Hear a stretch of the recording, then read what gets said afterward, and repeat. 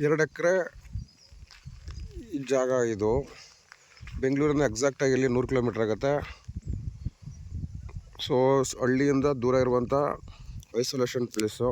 ಅಕ್ಕಪಕ್ಕ ಹಳ್ಳಿ ಡಿಸ್ಟರ್ಬೆನ್ಸ್ ಬೇಡ ಅನ್ನೋರಿಗೆ ಸೂಟಬಲ್ ಜಾಗ. ಟಾರ್ ರೋಡಿಂದ 150 ಮೀಟ್ರು. ಅಲ್ಲಿ ಕಾಣಿಸ್ತಿದ್ದಿಲ್ಲ ಇನ್ನೊಬ್ರು ಬೆಟ್ಟದ ಮೇಲೆ ಮನೆ ಕಟ್ಕೊಂಡಿದ್ದೀರಲ್ಲ, ಅದರಿಂದ ಕೆಳಗಡೆ ಟಾರ್ ರೋಡ್ ಬರ್ತಾರೆ, ಬಸ್ ರೋಡರು. ಎಲೆಕ್ಟ್ರಿಕ್ ಕನೆಕ್ಷನ್ ಏನು ಪ್ರಾಬ್ಲಮ್ ಇಲ್ಲ. ಸೊ ಲ್ಯಾಂಡ್ ಅಕ್ಕಪಕ್ಕಲ್ಲ ಎಲೆಕ್ಟ್ರಿಕ್ ಕನೆಕ್ಷನ್ ಪಾಸ್ ಆಗಿದೆ. ಈ ಲ್ಯಾಂಡ್ ಹಿಂದೆ ಮುಂದೆ ಎಲ್ಲ ಬೇರೆಯವ್ರ ರೈತರುಗಳು ವ್ಯವಸಾಯ ಮಾಡುತ್ತಾರೆ. ನೋಡ್ಬೋದು, ಇಲ್ಲೊಂದು ಸಣ್ಣದೊಂದು ಮನೆ ಕಟ್ಕೊಂಡಿದ್ದಾರೆ. 33 ಅಡಿದು ಮೆಟ್ಲಿಂಗ್ ರೋಡು.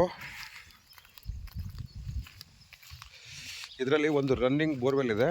ಫ್ರಂಟ್ಗೆ ಇದು ಬಂದ್ಬಿಟ್ಟು ನಿಮಗೆ 300 ಚಿಲ್ಲರೆ ಅಡಿ ಸಿಗುತ್ತೆ ಫ್ರಂಟೇಜು. ಹೋಯ್ತಾ ಹಿಂದಕ್ಕೆ ಕಮ್ಮಿ ಆಗುತ್ತಾ ಹೋಗುತ್ತೆ. ಜನರಲ್ ಕ್ಯಾಟಗರಿ ಸೇರಿರುವಂಥ ಪ್ರಾಪರ್ಟಿ. ಸುತ್ತಲೂ ನೋಡ್ಬೋದು ಒಳ್ಳೆ ನೀರಾವರಿ ಬೆಲ್ಟಿದು.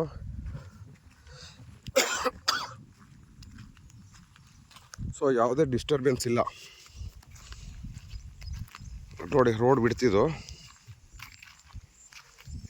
ಅಲ್ಲಿ ಹಿಂದಗಡೆ ಅವ್ನು ಬೋರ್ ಹಾಕ್ಸಿದ್ದಾರೆ, ಸೋಲಾರ್ ಮೋಟ್ರ್ ಬಿಟ್ಟಿದ್ದಾರೆ. 350 ಅಡಿ ಒಳ್ಳೆ ನೀರು ಬಂದಿದೆ.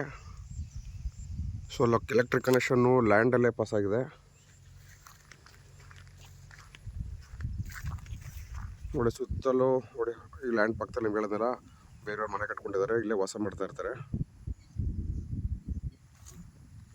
ಯಾವುದೇ ಡಿಸ್ಟರ್ಬೆನ್ಸ್ ಇಲ್ಲದಿರುವಂಥ 2 ಎಕರೆ ನೋಡಿ. ವಾತಾವರಣ ನೋಡ್ಬೋದು, ಸೈಲೆಂಟ್ ಆಗಿರುವಂಥ ಐಸೋಲೇಟೆಡ್ ಪ್ಲೇಸ್ ಇದು.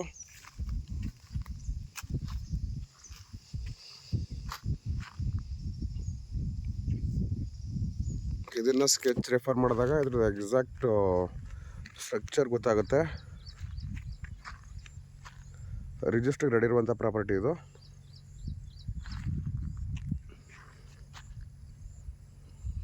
ಎರಡು ಎಕರೆ ಅಲ್ಲಿ ನಮ್ಮವ್ರು ನಿಂತಿದ್ರಲ್ಲ, ಅಲ್ಲಿಂದ ಸ್ಟಾರ್ಟ್ ಆಗಿ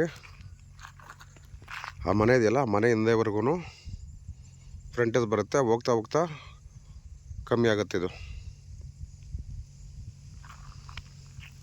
ಸೊ ಹೊಲ ಉತ್ತಿಲ್ಲ, ಹೊಲ ಉತ್ತರೆ ಮಣ್ಣು ಕೆಂಪಾಗಿ ಕಾಣಿಸುತ್ತೆ. ಪಕ್ಕದಲ್ಲೆಲ್ಲ ನೋಡ್ಬೋದು ಒಳ್ಳೆ ನೀರಾವರಿ ಬೆಲ್ಟು, ನೀರಿಗೇನು ಸಮಸ್ಯೆ ಇಲ್ಲ.